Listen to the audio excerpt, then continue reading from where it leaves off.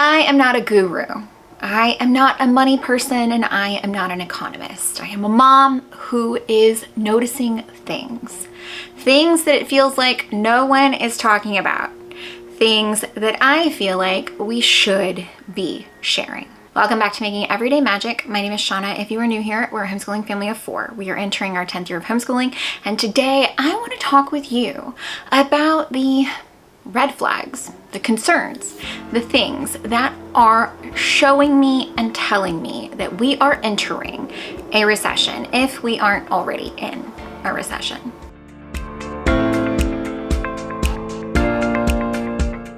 Before we go any further, please scroll down, hit the big red subscribe button, turn on that bell for notifications, and give this video a thumbs up. As always, you can find me right on down in the comments or over on Instagram at Making Everyday Magic.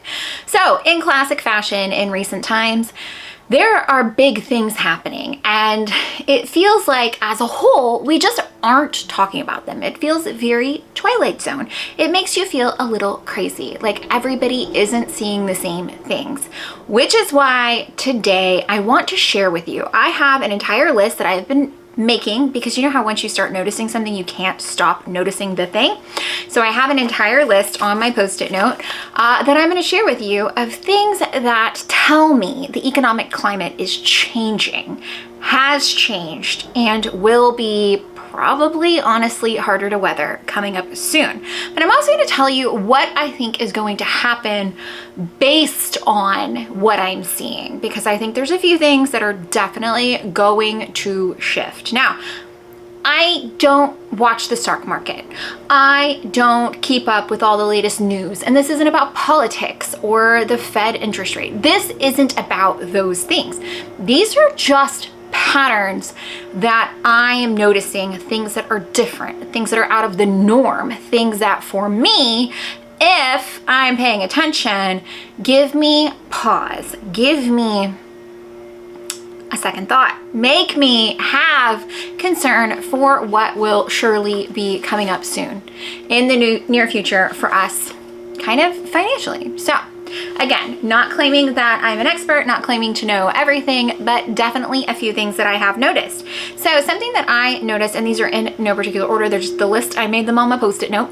Something that I noticed is we actually recently went and visited Grandma and Grandpa, and Grandma and Grandpa live in San Antonio. And in San Antonio, there's this wonderful area called the Riverwalk.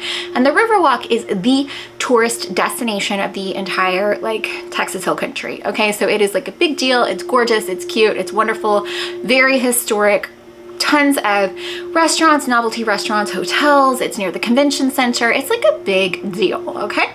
Right by the mall, huge deal, right by the Alamo. We had gone to the zoo, which is another one I'm going to get to in a minute. We had gone to the zoo, and we had a gift card, a credit, and the kids really wanted to eat at Rainforest Cafe, and they love the San Antonio Riverwalk Rainforest Cafe. So we, being a party of 6 on a Sunday afternoon, a gorgeous, glorious, sunny day in June, we were like, okay, we're gonna do it. We're gonna see if we can make it happen. We go, we park, we walk past Alamo Plaza. Alamo Plaza is empty. What? On a Sunday in summer, and I'm talking major tourist destination. We make it over to the Riverwalk, we go to Rainforest Cafe, immediate seating on a Sunday afternoon at a novelty restaurant at a tourist location. Immediate seating for a party of 6 on a Sunday afternoon at get out of church time, 12:30, 1 o'clock. The San Antonio Riverwalk was dead, vacant. There was nobody there. If you've ever been, then you know that it is wall to wall, shoulder to shoulder. You can't take a stroller. You're always scared some stranger is going to bump you into the river. There's always cadets from Air Force and things all over the place. Nothing, nada, no one.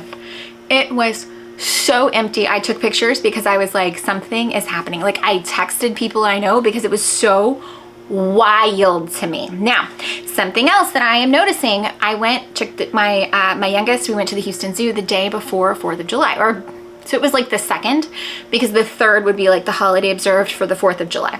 So we went on the Thursday, and summer, we didn't see a single field trip.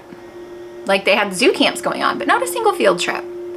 And then when we went to leave, a couple hours after they had opened. One thing that the Houston Zoo is amazing and it's wonderful, but one thing about the Houston Zoo is that they have nowhere near enough parking for what they need. And so people are always circling and it's looping the block and following you and parking illegally.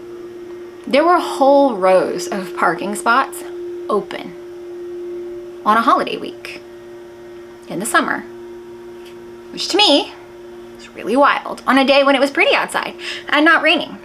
Really, really wild. Disney wait times. Disney wait times have been very, very low, like uncommonly low for this time of year. And they said, oh, it's because people are watching the World Cup. Oh, it's because this. Oh, it's because that. No, it's not. Wait times are down. How do I know this? Disney is feeling the pressure. How do I know that Disney is feeling the pressure? They are putting out ticket deals for the summer. They just reinstituted in Disneyland the after 5 p.m. ticket, which is sold at a significant discount. They would not be doing that if they were booked up, if they were full, if they had the sales to drive the volume. They are putting out ticket deals in summer. Unheard of. Unheard of. Concerts. Concerts are being canceled across the country because the seats are going unsold. The seats are going unsold, and it is a multifold problem, right? So it's the ticket masters, it's the fees, it's the predatory nature of the industry, but it's also a sign that people don't have that disposable income, or they don't feel comfortable spending that disposable income on something that is so incredibly high priced. Now, high prices across the board, prices have gotten out of hand. Grocery stores, the zoo, the Houston Zoo now, you can get a one-day ticket for $51. I have so much feeling about this, okay? Because one, I love our zoo, but that's absurd. Just because you can charge it does not mean you should. And you are instantly pricing out people who need access to zoos and museums. And I have a lot of feelings about that. And that's gonna come back when I talk about the effects of these changes, okay? Something that we have been doing, both of our cars have well over 100,000 miles. We are knocking on 150, and we know that we are going to need to replace them. Mine is 10 years old, my husband's is like 15 years old. And so we have been watching, because there's been several times when it's like, oh, paying attention, we know we're gonna need to buy a car, and we wanna be prepared when the right time comes instead of kind of being forced to make that decision for us. And so we have been paying attention. We have been tracking inventories, we've been tracking costs and rates. Interest rates are coming down. So the interest rates on cars are finally, I'm seeing 0% again, which I hadn't seen for a really long time. Not only that, inventory is on the lots. So now they are putting cars back out again. You know, for a little while, there was no inventory on the lots at all, and they were selling everything above MSRP, the same way kind of the housing market was going. And so this is an indicator to me that that spending is slowing down, that we are entering a recession. And that takes me right into home sales. Homes were selling the same way. Now we've got kind of like a market adjustment where like our property taxes came down wildly where we are in our new house. But I am seeing things. I saw a reel from a guy who put out in Galveston, which is close to us, where right now the rate that the houses are selling, the number of homes on the market equates to like an 18-month supply. And that's if nothing new goes on market, which is really, really crazy to me. So that is definitely shifting back to people are not wanting to spend their money. They're not wanting to make the changes. They're not willing to pay the exorbitant prices. With that, travel deals have always been cyclical in that when kids are in school, you can get great deals, and it kind of always has followed the same kind of rhythm until COVID. Now, after COVID, people didn't care about taking their kids in and out of school. Everybody was like, YOLO, we got to live once, we got to go spend our money, we got to go do fun stuff. It was all about prioritizing those experiences, which I do think it should be. But because of that, it really impacted those deals, and the deals have come off the table. But they are coming back. So I am seeing the cyclical patterns being kind of reintroduced into the mainstream. So you're seeing deals when you would expect to see deals. And again, I'm tracking things I want to do. I do that so that I know the best time to buy. And I do that so that I know the best time to save the most amount of money. And I do that so that I know what's going to work for us, because we have a travel system where we can travel pretty much any time. But in doing so, I can tell you that those deals are starting to fall back into the traditional patterns. Summer camps. Summer camps this year have gone unsold.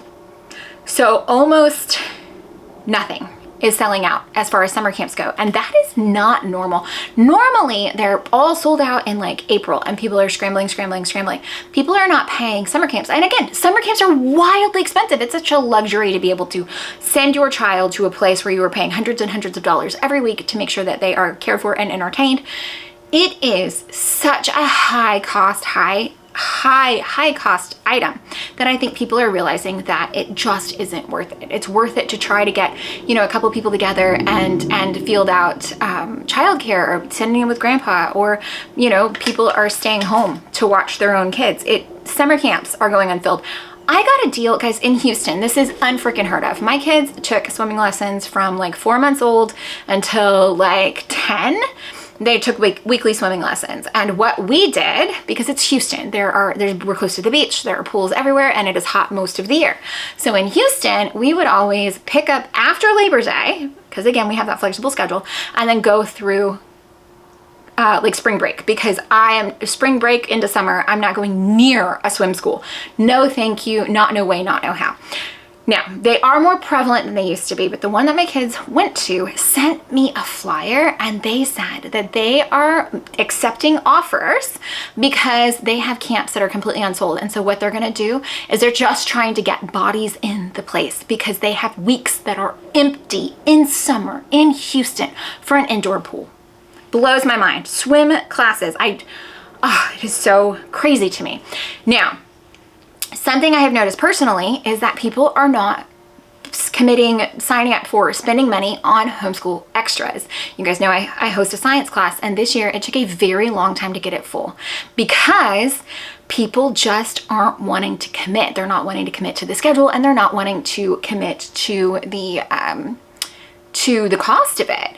And I think more people are sending their kids back to school, or at least they want to keep an option to send their kids back to school. And I think that is because of the economy. Now, a much darker turn, and something I am seeing, guys, I am in a major city, but there are a lot more domestic situations happening. I'm seeing a lot more, one parent kind of abandoning the family and the moms groups, and a lot more SWAT situations where people are making very, very permanent decisions for everyone in their home based on their economic situation. So it is dark and it is scary, and these are all of the reasons why I think that we are rapidly approaching a situation that is going to be very, very negative for most.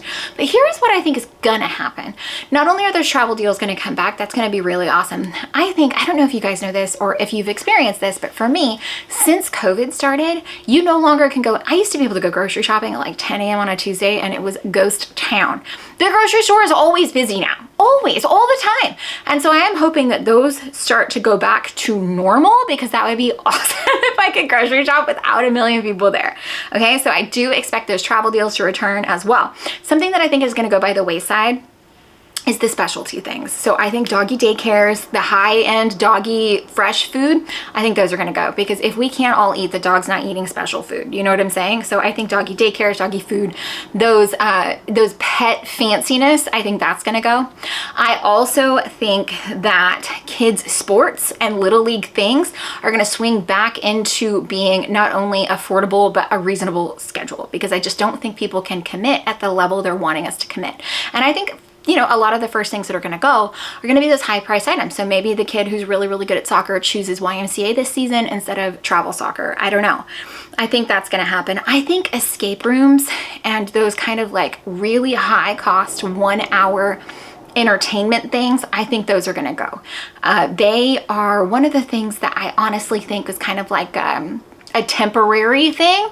I think they've lasted longer than I ever expected them to, because I do think that the novelty wears off, especially because it is, if you're in an escape room and you've got 4 rooms, those 4 rooms are kind of set until you can, it's a big investment to get those things rolled over. But I think people just are not going to spend the money, because like I know for my family, it is easily, $150, $100, $200 for an hour's worth of entertainment. And I could spend that very, very differently. I think movies at movie theaters and bowling, things like that, where it is like a single-use facility, those prices are going to come down. Have you paid to go to a movie recently? I missed the dollar movie from when I was little, where you could really go for like $5 and like live at large. No, now $30 for a movie. No. And same thing with bowling. Bowling is easily hundreds of dollars. Roller skating, things like that. It's no longer the low cost fun that it used to be. And I think those things are going to come down. I really do. I think car prices and home prices are also going to come down. I don't think they'll be what they were, but they're going to come down. I think the cost of zoos and museums is going to come down. I feel like everybody kind of found out that they could charge a ton of money, and then they did, and nobody took into account if they should. So I think grocery prices, zoo tickets, museum things, all of those I think are going to come down because attendance is going to wane when people cannot afford it. The same thing that we're going to see happening with Disney and theme parks and things like that, because your choice is to lower costs to get people in, sit there empty, or shutter entirely. And I think a lot of places are going to come back into the realm of being affordable because so many have exceeded the threshold of what makes sense. Now, the really dark things that I think we're going to see, not that it's dark, not that it's bad, but I think moms are going to be going back to work. That second parent, we've had the luxury of having a parent at home. I think those people are going to be going more into the workforce, and whether that is side hustles, but more than likely, I think it's going to be, 9 to 5 brick and mortars. So I think that is definitely going to be the case. And as a result of that, I think the homeschool movement is going to shrink because I think there will be more kids put back in school because it is childcare and because it is already paid for. I also think that the divorce rate is going to spike because, financial stress is a leading cause of divorce. And these are all things that are going to put a lot of stress, a lot of change, a lot of movement is going to be had in families and in homes. So this is what I think is going to be happening. I think we might even see more multi-generational family dwellings because of the cost. The cost is really crazy right now. And we've got shrinkflation, and other things I've noticed is even subscriptions. So my podcast service was $7.99 a month and it jumped up to $12.99. It's almost double. You're telling me it's almost double is how much your costs went up. Same thing with Microsoft subscriptions, all of the things where it's it didn't go up, 10%, 20%. It went up 80% or 100%. So I think a lot of these situations are going to come back down, obviously not to where they were, but I think costs are going to kind of get a little bit more reasonable, and that's going to be because everybody's in a hard place, which isn't great. And it's not something that I want to see. And again, I'm not an economist. I'm not somebody who understands the intricacies of all of this or inflation or how we got here or how we're going to get out. I'm not saying any of that. What I'm saying is this is what I'm seeing, and this is what I think is going to happen because these are the things that I think are just genuinely unsustainable. So I'm very curious to hear what your thoughts are. I would love to hear, have you noticed that daycares aren't filling up? Have you noticed that swim classes are empty and camps haven't sold out? What are you seeing as a parent? Are there less things at, maybe a resale shop because people are wearing them longer? Are there less deals on kids' clothes? More deals on kids' clothes? What are you seeing out in the world with your own eyes that let you, as the person who does have your thumb on the pulse of the real world because you're out in it every day, what are you seeing? What are we not talking about that we should be talking about? Because if we can help prep ourselves, we will be ready for whatever's next, at least slightly ready for whatever's next. Any questions, comments, concerns, guys, let me know. Thank you for hanging out with me. As always, please scroll down, hit that big red subscribe button, turn on that bell for notifications, and give this video a thumbs up. As always, you can find me down in the comments or over on Instagram at Making Everyday Magic. Please be sure to let me know.